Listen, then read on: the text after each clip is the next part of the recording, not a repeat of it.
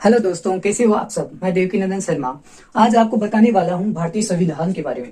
भारतीय संविधान में क्या क्या चीजें हैं, कब कैबिनेट मिशन हुआ था, इसके तहत भारतीय संविधान की सभा कब स्टार्ट की गई थी बैठक, और इसमें प्रारूप समिति के अध्यक्ष कौन थे। तो जो मोस्ट चीजें हैं मैं सारी यहाँ पे आपको बताने वाला हूँ।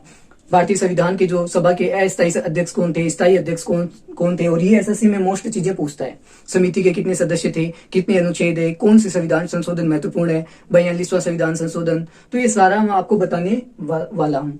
ठीक है, तो मैं यहाँ पे लेके आया हूँ। देखो, कम से कम समय में मैं आपको शॉर्ट नोट्स अवेलेबल करवा रहा हूँ, जिसमें सारा आपका भारतीय संविधान, इंडियन कॉन्स्टिट्यूशन सारा क्लियर हो जाएगा। तो देखो, मैंने बहुत प्रयास किया इस चीज में बढ़िया बताने के लिए, डिफाइन करने के लिए आपको। तो मैं देखो यहाँ से स्टार्ट करता हूँ। भारतीय संविधान, ठीक है, इंडियन कॉन्स्टिट्यूशन। तो इसके तहत भारतीय संविधान को लागू करने के लिए एक कैबिनेट मिशन आई थी। कैबिनेट मिशन ने 3 सदस्य बनाए थे, जिसमें कौन थे जैसे अलेक्जेंडर हो गए, पैथिक लॉरेंस हो गए, स्टेफर्ड क्रिप्स हो गए। तो अगर आपसे सीधा क्वेश्चन पूछेगा कि कैबिनेट मिशन में कौन से 3 सदस्य थे और एक अलग दे देगा, तो अलेक्जेंडर, पैथिक लॉरेंस और स्टेफर्ड क्रिप्स। देखो, इससे आप याद कर सकते हो ए के बाद में पी और इसको एस। तो एपीएस से इसको याद रख सकते हो। APS means A for Alexander, P for Pethick Lawrence और एस फॉर स्टेफर्ड। फिर देखो, इसके अंदर जो संविधान सभा का गठन हुआ था वो हुआ था आपका 9 जुलाई 1946 के अंदर। जुलाई 1946 के अंदर इसका गठन हुआ था। अब बात करते हैं सदस्यों की संख्या। तो इसके अंदर सदस्य कितने थे ये भी पूछा जाता है। तो 389 या हिंदी में बोले तो 389 इसके सदस्य थे। इनमें भी बाद में डिवाइडेशन किया गया। ब्रिटिश प्रांत के 292 थे, और चीफ कमिश्नर के देखें तो इसके कितने थे, 4 प्रांत थे, और देसी रियासत के देखें तो 93 थे।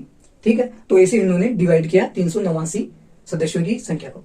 फिर बात करते हैं संविधान सभा की फर्स्ट बैठक कब की गई थी। तो देखो, वो की गई थी मोस्ट इंपोर्टेंट 9 दिसंबर 1946 को फर्स्ट बैठक हुई। कहां पे हुई, दिल्ली के अंदर हुई थी। कौंसिल चैम्बर पुस्तकालय के अंदर हुई थी। और इसके जो अध्यक्ष थे वो अस्थायी अध्यक्ष और सबसे वृद्ध पुरुष थे इसके अध्यक्ष। तो वो कौन थे, डॉक्टर सच्चिदानंद सिन्हा इसके अस्थायी अध्यक्ष थे। तो ये एसएससी में काफी बार पूछा गया। तो अगर आप एमटीएस की तैयारी कर रहे हो तो जीके को मजबूत करो अपना। फिर देखते हैं, देखो फिर थोड़ी बातें और मैं आपको बताता हूं। देखो, हैदराबाद ऐसी रियासत थी जिसके प्रतिनिधियों ने क्या नहीं लिया था, संविधान सभा की बैठक में भाग नहीं लिया था। तो ये भी पूछा जाता है।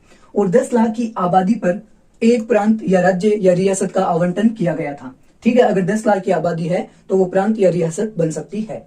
फिर बात करते हैं 296 सदस्यों के अंदर। अब देखो, यहाँ पे क्या हुआ, यहाँ पे बाद में संविधान सभा की बैठक कब हुई, 9 दिसंबर 1946 को दिल्ली में। तो इसमें क्या किया गया, सदस्यों की संख्या कितनी थी, 296 सदस्यों की संख्या थी, और उसके लिए चुनाव किए गए। तो उनमें 73 सीट थी, या 73 सदस्य मुस्लिम लीग के थे, और 208 सदस्य या सीट भी मान सकते हो वो कांग्रेस की थी, और 15 अन्य दल की थी। तो सीधा सा क्वेश्चन पूछता है कि संविधान सभा की पहली बैठक में कांग्रेस की कितनी सीटें थी, या कितने प्रतिनिधि व्यक्ति थे, या कितनी सीटें थी। तो 208 सीटें थी। फिर बात करते हैं आगे। फिर बात करते हैं, देखो यहाँ पे आते हैं अभी संविधान सभा की समितियां। अब देखो, संविधान तब तैयार हुआ था तब 7 समिति थी, आप भी जानते हैं। और इनमें से कौन मोस्ट पूछता है, तो प्रारूप समिति के पूछते हैं, तो वो डॉक्टर राजेंद्र प्रसाद थे। तो देखो, मैंने यहाँ पे डबल नहीं करके साथ में लेके आया। संचालन समिति और राष्ट्रीय ध्वज समिति, इनके अध्यक्ष कौन थे, डॉक्टर राजेंद्र प्रसाद। कौन थे इसके अध्यक्ष, डॉक्टर राजेंद्र प्रसाद, और भारत के फर्स्ट राष्ट्रपति थे। फिर बात करते हैं संघीय संविधान समिति और संघ समिति के अध्यक्ष कौन थे, तो जवाहरलाल नेहरू, और यही बाद में जाके संविधान पूर्ण होने के बाद में प्रधानमंत्री बने थे। प्रांतीय संविधान संघ और अल्पसंख्यक परामर्श समिति के कौन थे, सरदार वल्लभ भाई पटेल, और सरदार वल्लभ भाई पटेल को सरदार की उपाधि बारडोली की महिलाओं ने दी थी। फिर बात करते हैं, देखो अल्पसंख्यक परामर्श और प्रांतीय संविधान समिति, इनकी क्या थी, 2 उप समितियां थी। क्या थी इनकी, 2 उप समितियां थी। तो मौलिक अधिकार जो उप समिति थी उसके अध्यक्ष कौन थे, जेबी कृपलानी, ये पूछा गया है। और अल्पसंख्यक जो अधिकार समिति थी उसके थे एससी मुखर्जी। तो ये भी आप नोट कर लो, मैं आपको स्टेप वाइज करवा रहा हूं, देखो पूरा। अब फिर बात करते हैं यहाँ पे, फिर बात करते हैं इसके अंदर बाद में जो कॉन्स्टिट्यूशन की फर्स्ट बैठक हुई थी, और फिर बाद में क्या हुई थी आपकी, ये फर्स्ट बैठक के अंदर कितनी सीटें महिलाओं को आवंटित की गई। तो इसमें संविधान सभा में जो महिलाओं की संख्या थी वो कितनी थी, 15 थी। फिर बात करते हैं अनुसूचित जनजाति की कितनी थी, तो 33 थी। कितनी थी, 33। तो ये भी थोड़ा बहुत पूछ सकता है क्योंकि ये यूनिक चीजें हैं। तो मैं ये भी आपको लिख रहा हूँ, तो 33 थी। फिर बात करते हैं सभा के स्थायी अध्यक्ष उस समय कौन थे? बनाए गए doctor Rajendra Prasad. Very very most पूछा जाता है। और कब बनाई गई? 11 दिसंबर 1946 के अंदर इनको बनाया गया था।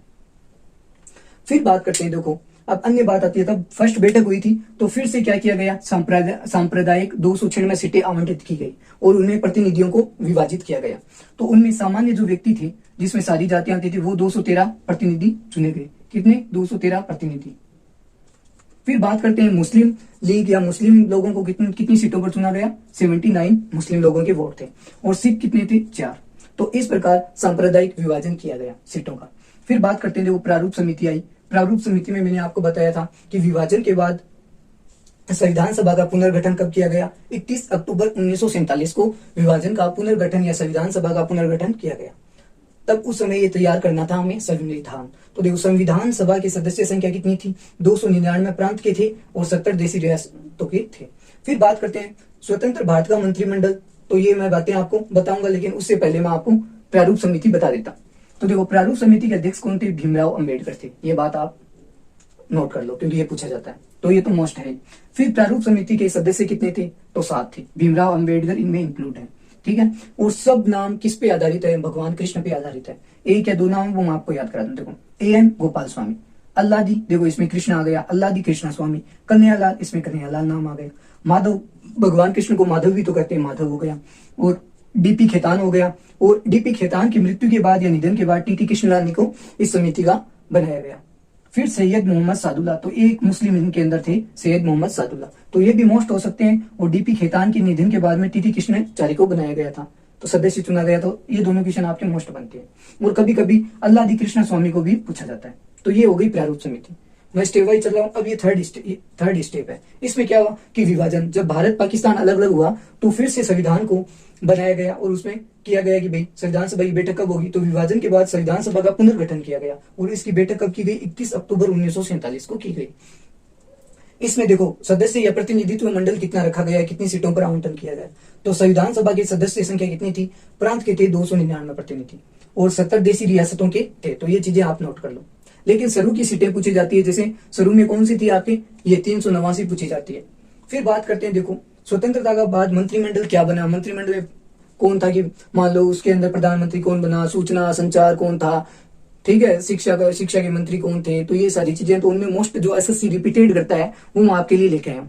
तो देखो यहाँ पे मंत्रिमंडल में बात करते हैं जवाहरलाल नेहरू, जो कि भारत के फर्स्ट प्राइम मिनिस्टर थे और पीएम थे। विदेशी मामले संचार इनके अंतर्गत आता था। फिर बात करते हैं सरदार वल्लभ भाई पटेल, जो कि गृह मंत्री, सूचना प्रसारण मंत्री भी थे। फिर बात करते हैं राजेंद्र प्रसाद, जो कि खाद्य एवं कृषि मंत्री थे और डॉक्टर राजेंद्र प्रसाद ही भारत के संविधान निर्माण या संविधान लागू होने के बाद में इनको राष्ट्रपति बनाया गया था। एपीजे अब्दुल कलाम शिक्षा मंत्री थे और जॉन मथाई कौन थे? रेलवे परिवहन मंत्री थे। तो ये मोस्ट है, वो मैंने आपको यहाँ पे लिखे हैं। फिर बात करते हैं, देखो संविधान निर्माण की प्रक्रिया। फिर बाद में संविधान निर्माण की प्रक्रिया में क्या क्या चीजें हुई, कितना महीना लगा, कितने खर्च आया, तो ये सारा चीजें। तो संविधान निर्माण में 2 वर्ष 11 महीने 18 दिन लगे। कितनी? 2 वर्ष 11 महीने और 18 दिन। और लगभग खर्चा कितना था? तो 64 लाख का लगभग ऑलमोस्ट खर्चा इसके अंदर आया था।